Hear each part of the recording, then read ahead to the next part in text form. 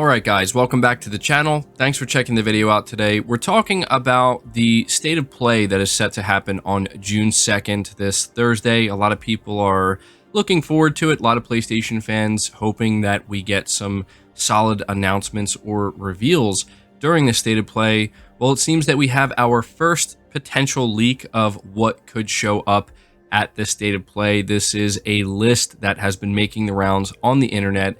And at first, I wasn't going to be talking about it. I wasn't planning on making a video discussing it. But what I noticed is that a lot of people have been talking about this list. And it also seems that there are a lot of people that believe this list to be legitimate. And after looking it over pretty extensively, I understand why people think this. Because the thing to highlight with this list is that nothing here sounds unrealistic. In fact, this entire list of games does seem pretty realistic, and if this does just turn out, which it absolutely is, to be somebody making up a fake leak and trying to make it seem as believable as possible, well, to be completely honest, they've done a pretty good job here, and that's kind of what I want to do here. Is I want to go over this list of games and talk about why I think that this is believable, and why I actually think a few things that are on this list will actually show up at the state of play. So before we dive into this, guys, do me a favor, be sure to hit the like button to help the video out and show it your support. And if you are new here to the channel, please consider hitting that subscribe button as well. So as we know, this state of play is going to be 30 minutes long. It's going to focus on third-party games, but it's also going to be the place where we see some PlayStation VR 2 games revealed, which I think is definitely exciting and adds a new dynamic, I guess you could say, to the state of play that just hasn't been there previously. But the leak starts out with an announcement trailer for Project Destructive, and it doesn't explain what this is. This could be literally anything. Right after that, they say we're going to get our final trailer for Stray. Now, see, this is what I mean. Stray is undoubtedly going to be part of the state of play. We will most likely get a new trailer and the release date, so very believable here. Next up, we have Street Fighter 6. We'll apparently get our first proper trailer of that. Again, this is another game that does sound very plausible, right? We know that Street Fighter 6 was announced, and they said that we're going to get more information on it during the summer. And we know that Street Fighter 5 was a PlayStation exclusive. There's no telling if Street Fighter 6 is going to be exclusive, but at the very least, I would assume because of the relationship there with Sony and Capcom, Sony will probably have the marketing rights at the very least. So, yeah, I could definitely see Street Fighter 6 showing up at this state of play. Next up, they have Project Eve, which will be a trailer. Again, that sounds very plausible. After that, they have Forspoken, which will be another story trailer.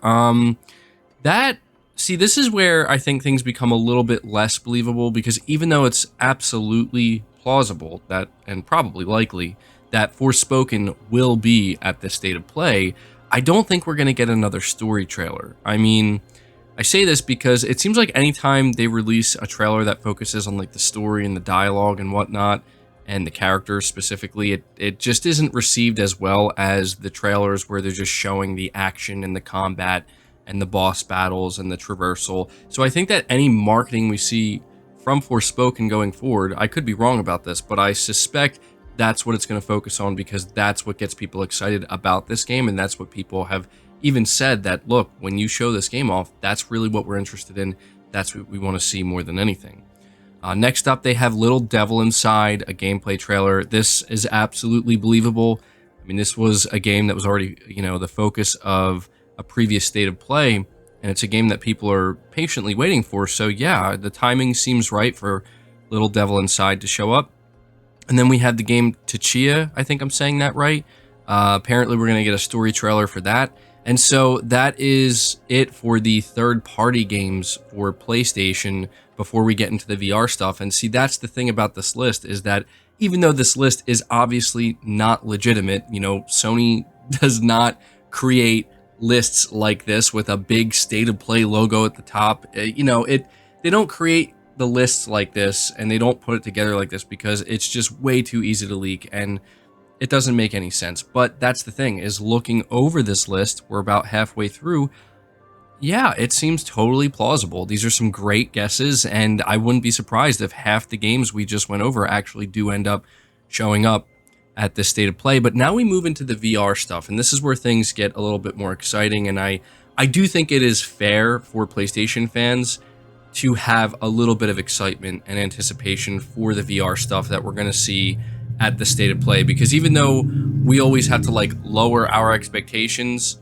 and we're told to just keep our expectations low, I think that's realistic and fair as well, because we know that these state of plays can be disappointing sometimes. But again, this is the first time that we're really going to be seeing VR or VR2 games, and I just have a feeling that Sony's going to want that to be a little bit exciting, right? Not underwhelming.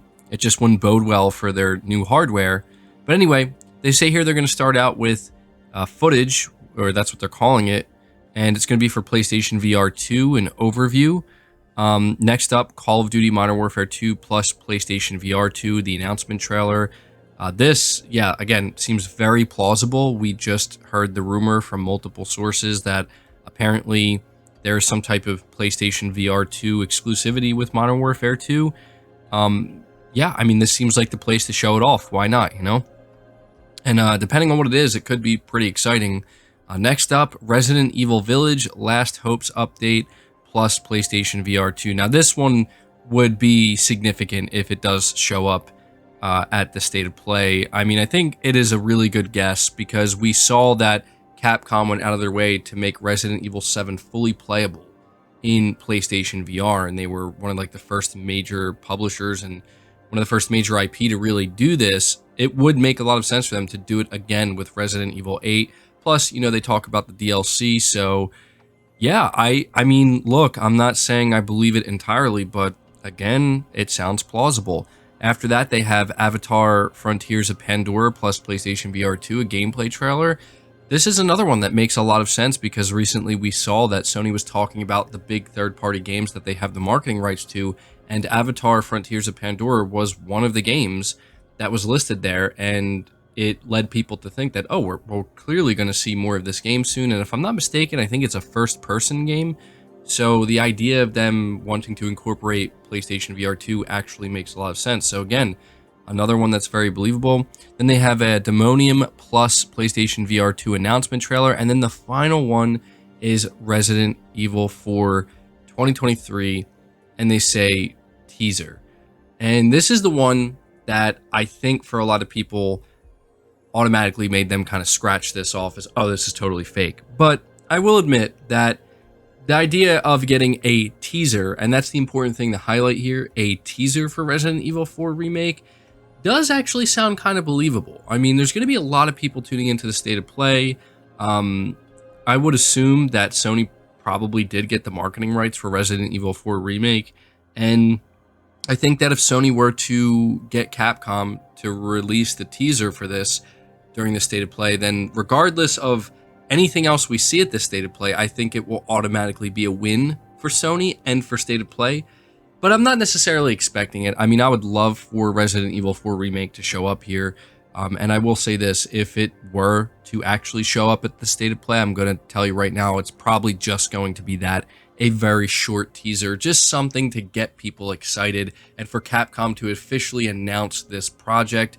And then I would expect that in the coming months we'll get more information. So yeah, that is apparently the entire list of, you know, games that are going to be at the June 2nd state of play. And I don't mean to sound like a broken record during this video, but everything here absolutely sounds plausible. And, you know, you look at the timestamps, this would be a solid show, right? I think this would be a pretty solid show. I noticed that people were getting excited when looking over this list. And that's where I do want to caution everybody, right? We know when it comes to Sony and specifically these state of plays, you can't go in with huge expectations. I don't think it's wise to do that because more often than not, people expect some big things, some very exciting things. I know a lot of people are really holding out hope that God of War will show up at this state of play, and I will make note of this. Even though Sony didn't explicitly say anything about PlayStation Studios being at this state of play, if I'm not mistaken, the last state of play we got, they said the same thing, not to expect anything from their first party, and yet Returnal did show up. That's where we got the trailer for the Returnal DLC and the multiplayer.